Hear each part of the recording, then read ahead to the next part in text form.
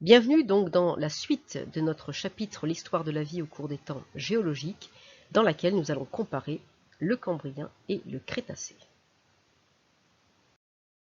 Rappelez-vous, dans la partie précédente, nous avions vu que au cours donc de fouilles paléontologiques, donc dans des roches sédimentaires, eh bien les paléontologues ont découvert ce qu'on appelle des fossiles, c'est-à-dire soit des traces, soit des animaux, soit des moulages d'animaux internes ou externes.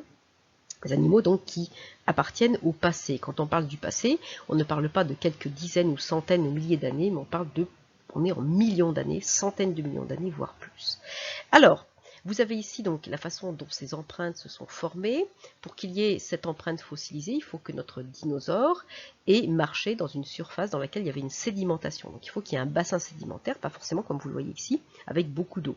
En tout cas, son empreinte a été ensuite recouverte donc par des sédiments qui, au fur et à mesure du temps, eux-mêmes ont été recouverts par d'autres couches, et avec la pression et la température, avec le temps, si vous voulez, eh bien, ces sédiments sont devenus des roches et donc ont emprisonné cette empreinte. Avec les mouvements géologiques, le bassin sédimentaire a peut-être disparu, l'océan ou la mer très peu profonde, et les roches dans lesquelles était enfermée cette empreinte ont été mises à nu au niveau d'un affleurement. Donc elles ont été soumises à l'érosion, le vent, la pluie, l'alternance gel-dégel, ce qui fait qu'on a pu retrouver donc l'empreinte de cet animal. Ensuite, nous appliquons un principe d'actualisme pour essayer de reconstituer à la fois l'aspect de l'animal, les circonstances dans lesquelles on a trouvé cette empreinte, et puis aussi donc son milieu de vie.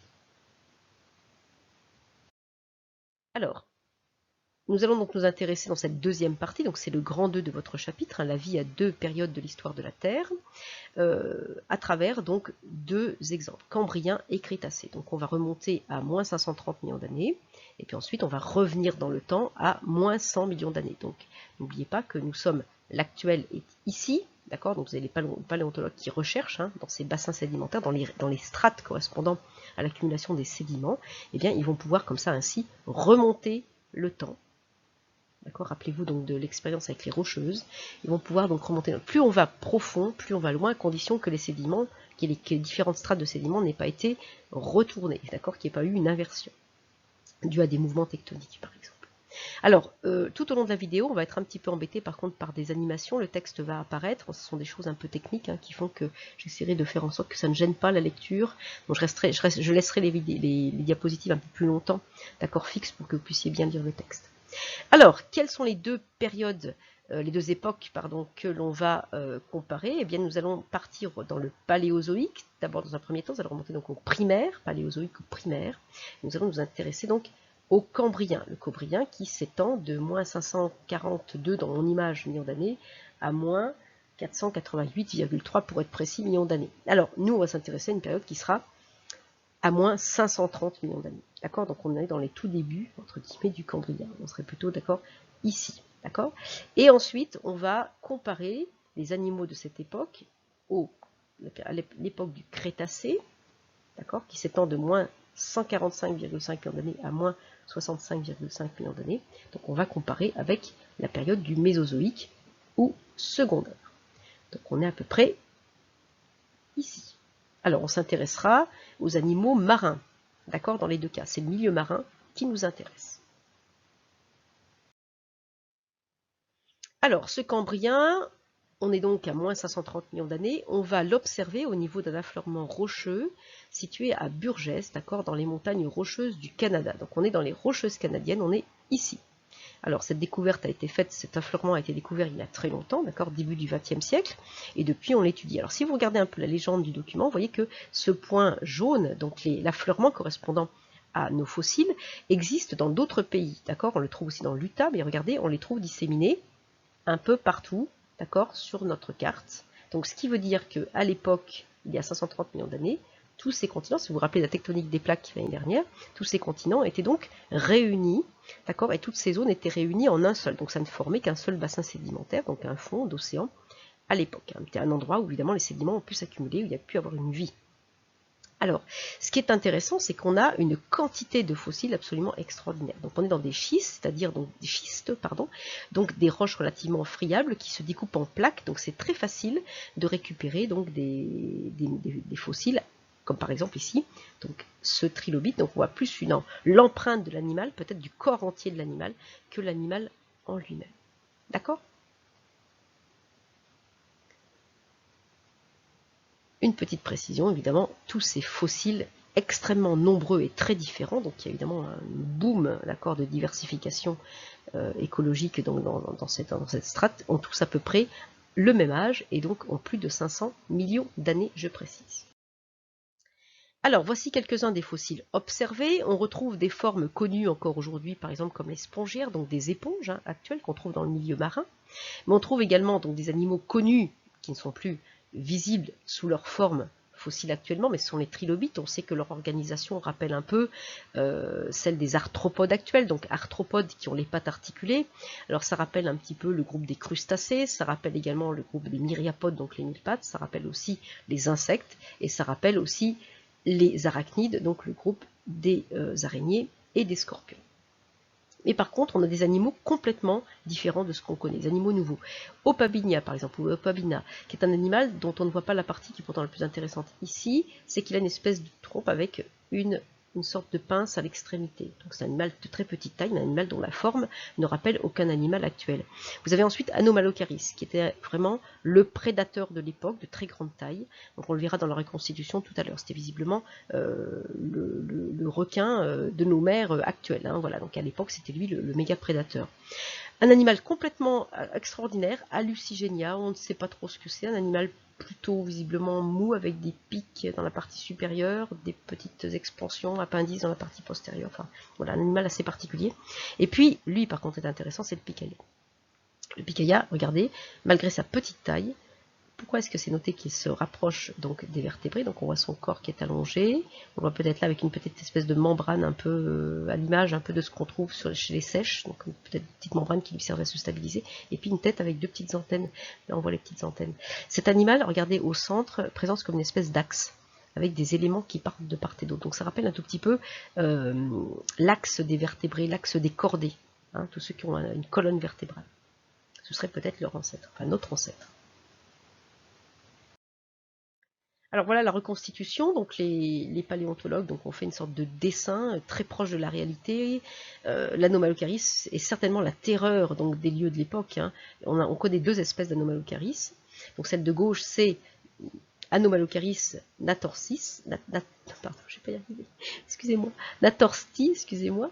Donc vu par-dessous, on voit évidemment sa bouche circulaire et puis la paire d'appendices préhenseurs. Donc c'est un animal visiblement extrêmement agressif, carnivore, chasseur.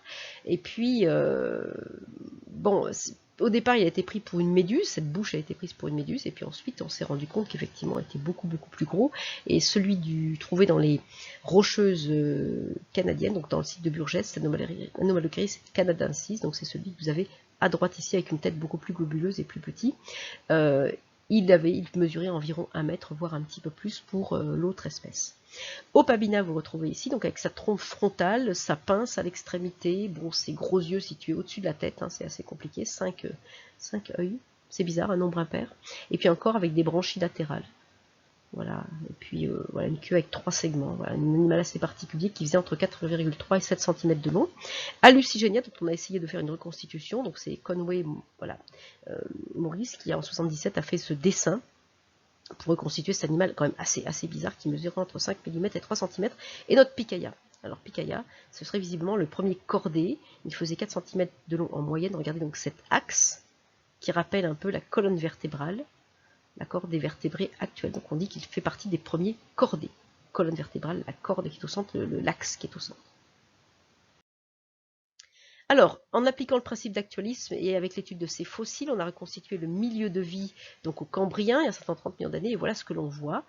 Donc un fond marin avec automatiquement des producteurs primaires, donc des végétaux, des algues, c'est le numéro 1 ici, donc de très petite taille, et puis des animaux à corps mou, donc on a retrouvé évidemment des traces d'algues, voilà, c'est pour ça qu'on sait qu'il y avait des algues à cette époque-là. Des animaux à corps mou et sans coquille, par exemple comme les spongiaires, c'est le numéro 2 avec deux groupes ici de spongiaires qui rappellent un peu les spongiaires actuels, les annélides, donc des vers marins, tels qu'il en existe encore aujourd'hui, d'accord, donc des annélides, des méduses, donc des groupes que l'on connaît encore actuellement, pas forcément sous la même forme, ils n'ont pas forcément le même aspect, mais tout le monde les connaît, et puis Picaya, qui vraiment est un animal assez particulier, vous l'avez ici en haut, donc à droite de l'image. Ensuite, des mollusques, donc quelques groupes de mollusques, pas beaucoup, mais quelques groupes de mollusques qui ne sont pas représentés donc dans l'image. Mais on avait visiblement bon, quelques peut-être petits animaux bivalves peut-être, on ne sait pas trop, je n'ai pas de précision donc sur ces mollusques. Ensuite, le groupe des arthropodes est très représenté, avec des trilobites. Numéro 5, on trouve beaucoup au Cambrien, avec des crustacés, mais qui ont une forme quand même assez particulière, regardez, une grosse carapace, ça n'a rien à voir avec une crevette actuelle, et puis donc une partie annelée, même chose, là on trouve aussi Odaria, hein, qui a une forme assez particulière, voilà, mais qui doit vous rappeler peut-être des petits animaux que vous avez mis, que vous avez élevés, si vous êtes fan par exemple de Science et Vie, on a pu vous distribuer, ou de petits Science et Vie Junior par exemple, on vous a distribué une petite poutre dans laquelle il y avait peut-être des petits crustacés fossiles. Donc ça rappelle un petit peu, donc ce ne sont pas des Odaria, on en reparlera quand on se, voilà, quand je ferai une seconde vidéo là-dessus. Et puis voilà, ça rappelle un petit peu ces animaux. Et puis on a des animaux qu'on n'a pas classés, des animaux qu'on ne connaît pas, qui ne rappellent rien de ce qu'on connaît actuellement, Anomalocaris bien sûr, donc ce méga prédateur de l'époque. Opabinia, avec une espèce de trompe, ses 5 yeux sur la tête, et puis sa trompe avec sa pince. Et puis évidemment Hallucigenia, là vraiment un animal très bizarre. Voilà donc pour la faune du Cambrien, la faune et la flore. Le Crétacé donc est une période plus récente, entre guillemets, on est à moins 100 millions d'années, voilà les fossiles, on est moins perturbé par ces fossiles d'il y a moins 100 millions d'années, on a l'impression quand même de connaître un peu les animaux. Déjà il y a des vertébrés, il y a des poissons osseux, il y a les premiers dinosaures marins, donc les diapsidés, avec le mésosaure, avec l'élasmosaure, avec le mosasaure, hein, qui est un animal quand même de très grande taille. Là, on a retrouvé les dents, par exemple, vous avez des traces des dents du mosasaure. Alors, le mosasaure, il faut savoir que si vous avez regardé Jurassic World, le dernier Jurassic World, c'est l'énorme animal qui mange le méchant dinosaure fabriqué par les êtres humains à la fin. Alors, l'ammonite, qui est un animal que vous connaissez donc depuis la première partie, qui est évidemment un mollusque céphalopode. Je peux représenter ici donc la coiffe de l'animal et puis son œil. Et là évidemment les tentacules de l'animal. Rappelez-vous qu'on avait montré un premier principe d'actualisme, et puis on n'oublie pas son siphon, qui lui permet donc de se déplacer. On a fait un principe d'actualisme en comparant donc une ammonite, l'aspect de l'ammonite, l'aspect anatomique, avec donc les nautiles actuels. Et puis donc on trouve des crinoïdes aussi, qui sont des cousins donc des étoiles de mer et des oursins. Donc on n'est pas trop perturbé par ce que l'on voit là, on voit que ça commence à ressembler à ce que l'on connaît. Reconstituant, voilà ce que ça donne, il y a 100 millions d'années, donc au niveau des océans, eh bien, on voit des groupes quand même connus. Toujours des producteurs primaires, des algues, mais par contre en taille très différente, hein. Voilà, elles sont beaucoup plus grandes. Toujours des animaux à corps mou et sans coquille, donc des spongiaires, donc des éponges, des vers marins, des méduses, hein, des choses qu'on connaît toujours actuellement, pas forcément avec l'aspect des animaux actuels, mais des groupes connus. Ensuite, il y a beaucoup de mollusques par contre cette fois. Il y a de très nombreux groupes de mollusques, des gastéropodes, donc des sortes d'escargots marins avec des coquilles de différentes tailles, des mollusques céphalopodes, donc regardez ici, vous les connaissez, les ammonites, ici donc des sortes de sèches, d'accord, et puis calamars, et puis là vous avez donc des bélémnites avec une coquille, donc au lieu d'être enrayée, extrêmement pointue. Et puis des bivalves, avec des animaux qui ressemblent à des coquilles Saint-Jacques et d'autres qui ressemblent à des huîtres actuelles. Attention, ça ressemble, hein, mais ce ne sont pas les mêmes. Moins d'arthropodes, par contre, beaucoup de crustacés, plus de trilobites, mais beaucoup de crustacés. Ici, on a un animal qui ressemble un tout petit peu, au homard actuel. Bon, on n'a pas une idée de leur taille pour l'instant. Ce qui est nouveau, c'est l'apparition des vertébrés. Alors, on avait le picaia, qui rappelait un peu les vertébrés actuels. Là, dans cette image, il y a 100 millions d'années, il y a des vrais poissons. Hein. Okay, il y a vraiment des vrais poissons avec donc voilà, le numéro 9, donc les poissons, alors soit osseux, c'est-à-dire avec vraiment une colonne vertébrale osseuse, soit cartilagineux avec les requins. Et puis des diapsidés marins, donc des dinosaures marins, avec évidemment, voilà, ils sont là, les diapsidés marins, vous en avez deux sortes, hein, là et là. Vous les verrez tout à l'heure en image et en mouvement, pardon, là vous les avez en image, vous les verrez en mouvement. Alors, on va reconstituer tout ça, on va pouvoir comparer à deux époques différentes. Cette comparaison, elle permet quand même de voir qu'il y a certains groupes qui perdurent, hein, qui sont toujours présents. Là, c'est pareil. Il y a des groupes, les groupes sont présents. Ok. Mais au sein des groupes, il y a des animaux qui disparaissent. Par exemple, les trilobites. Par exemple, Picaya. Voilà. Et puis, il y a des animaux qui ont complètement disparu, qu'on ne retrouve absolument plus maintenant, et on a des groupes nouveaux. Là, il y a une faute, hein. Il faudrait marquer vertébré, excusez-moi, il y a marqué vertébré. Ok, il y a une petite erreur, donc je vais pouvoir retirer tout ça. Hop, là, on a donc le groupe des vertébrés, c'est-à-dire des animaux avec une colonne vertébrale, avec les premiers poissons osseux cartilagineux et les premiers dinosaures marins. Donc ça, c'est un groupe nouveau. D'accord? Eux, par contre, ont complètement disparu. Comme les trilobites, comme par exemple Picaya. Ok? Et d'autres animaux au sein des groupes. Alors, c'est un peu compliqué à dire comme ça, donc du coup, qu'est-ce qu'on va faire? On va aller voir en images et en mouvement. Regardez bien la comparaison entre les deux, écoutez bien.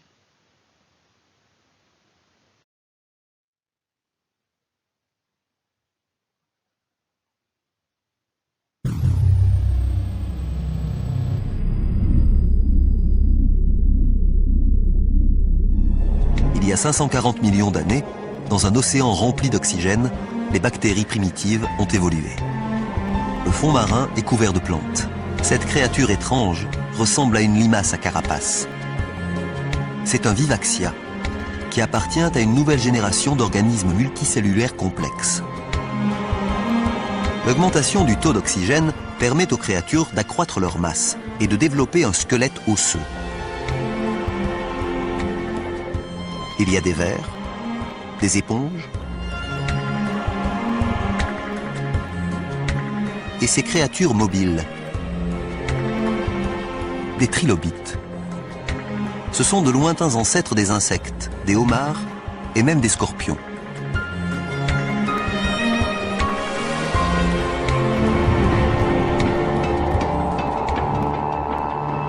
Un Anomalocaris.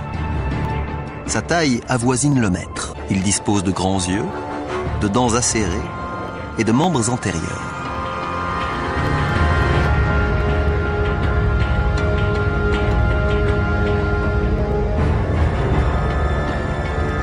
Pour se nourrir, l'Anomalocaris n'a qu'à se servir. Le trilobite est incapable de se rétablir. Sa carapace ne protège pas son abdomen.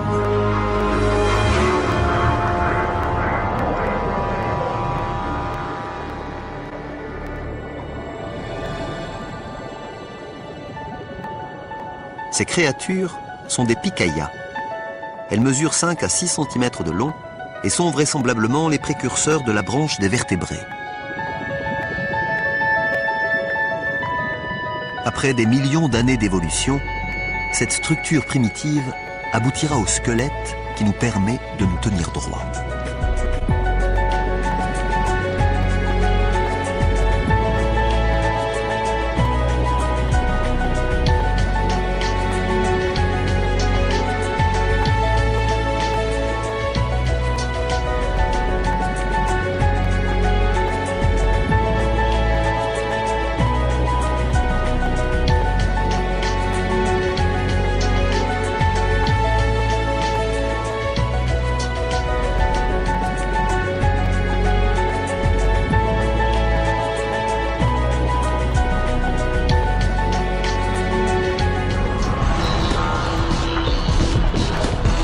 Il y a 180 millions d'années, on assiste à la formation d'un nouvel océan, l'Atlantique.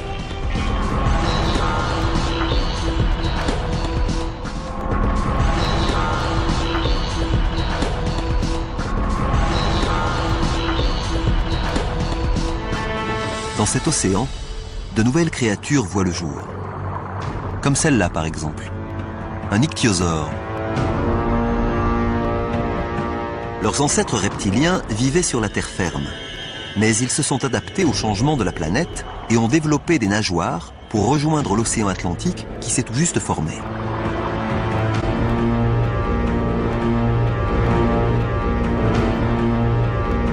Celui-ci mesure 6 mètres de long. Il peut nager à une vitesse de 40 km/h. C'est la créature la plus rapide et le prédateur le plus efficace de l'océan. L'espèce a régné sur les mers du globe pendant 50 millions d'années.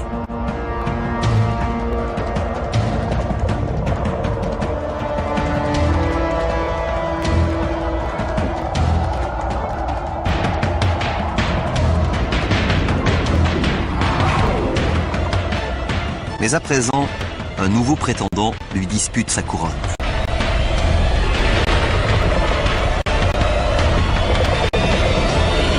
Le pliosaure.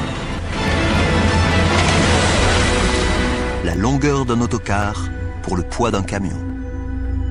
Ses mâchoires immenses sont 8 fois plus puissantes que celles d'un grand requin blanc et ses dents ont une trentaine de centimètres de long.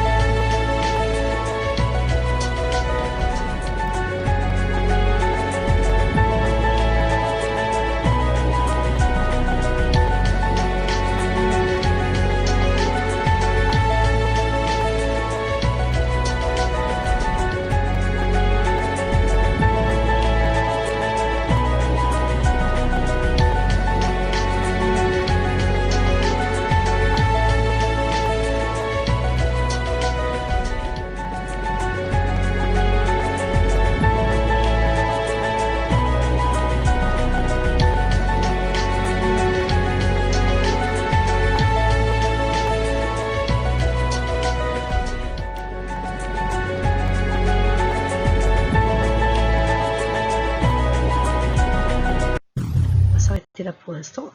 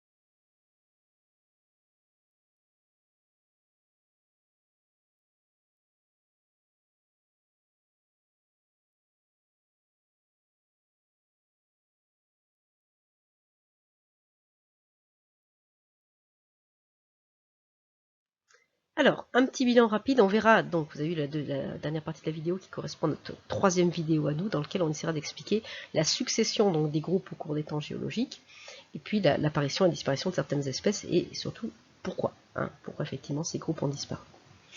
Alors, on fait le bilan, certains groupes présents au Cambrien, il y a moins 530 ou moins 540 millions d'années, ont disparu au Crétacé, ce sont par exemple les trilobites, les Anomalocaris, Opabinia, Picaya, d'accord. Des groupes absents au Cambrien sont apparus et sont présents au Crétacé. C'est par exemple les poissons osseux, cartilagineux, les sauropsidés, d'accord, donc les dinosaures, les mollusques céphalopodes. Et puis d'autres groupes sont présents aux deux époques, mais les espèces qui constituent ces groupes changent, d'accord. Elles ont disparu, elles sont remplacées par de nouvelles. Par exemple ici, vous avez donc le trilobite a disparu, d'accord, mais les arthropodes sont toujours là. Et regardez, cet insecte rappelle un tout petit peu la forme d'un trilobite et son comportement. C'est un insecte actuel, je précise. C'est pas un trilobite, mais ça rappelle un peu la forme. Donc on a à la fois des disparitions, d'accord, de groupes entiers. On a des groupes qui apparaissent, des groupes nouveaux, et puis on a certains groupes qui sont présents aux deux époques, mais dont les espèces vont changer. Elles vont disparaître, elles vont être remplacées par d'autres, ou d'autres vont évoluer. Donc dans ceux qui par exemple sont présents dans les deux époques et qui changent, vous avez par exemple les algues vertes, les producteurs primaires, les éponges, les cnidaires, donc par exemple les méduses, les vers marins, les annélides, les échinodermes, donc crinoïdes ou alors oursins, étoiles de mer, les mollusques qui sont toujours présents actuellement, puis le groupe des arthropodes, dans lequel il y a d'autres espèces. Plus de trilobites, mais il y a par exemple notre petit insecte ici. Le bilan global pour cette partie du cours, alors la comparaison du milieu marin à deux époques différentes permet de mieux comprendre comment la vie, évidemment, évolue. C'est l'objectif, comprendre cette évolution donc dans le but de préparer le chapitre suivant. Voilà, donc pas la partie suivante, mais le chapitre suivant. Divers groupes d'êtres vivants se sont succédés et renouvelés au cours de l'histoire de la Terre. Donc vous avez vu aussi, vous comprenez par exemple qu'entre le Cambrien et le Crétacé, il y a des mouvements tectoniques, il y a la création d'un nouvel océan. D'accord, l'océan Atlantique. Ça peut être une des explications. De même, à l'intérieur d'un groupe, les espèces se renouvellent progressivement. Donc certains groupes disparaissent, sont remplacés par d'autres, alors que au sein d'un groupe, des espèces aussi peuvent disparaître. Depuis plus de 3 milliards d'années, des groupes d'organismes sont apparus, se sont développés, régressés, et on peut disparaître. Donc on va parler la prochaine fois d'extinction, d'accord, et puis ensuite de diversité, d'accord, de diversité biologique. Voilà, j'espère que ce cours a été compris et vous a plu. La prochaine fois, donc, on essaiera de s'intéresser à la façon dont évolue un groupe déjà sur une période beaucoup plus longue. Donc, on prendra soit les trilobites, soit les ammonites. Et puis, on verra les différents événements qui ont fait disparaître des groupes extrêmement connus, par exemple comme les dinosaures. Je vous dis à très bientôt pour la prochaine vidéo dans laquelle, vous le voyez un tout petit peu avec l'image, on va s'intéresser à une période clé qui a un lien avec le Crétacé aussi. D'accord, c'est évidemment la disparition, entre guillemets, des dinosaures. Merci beaucoup et à très bientôt.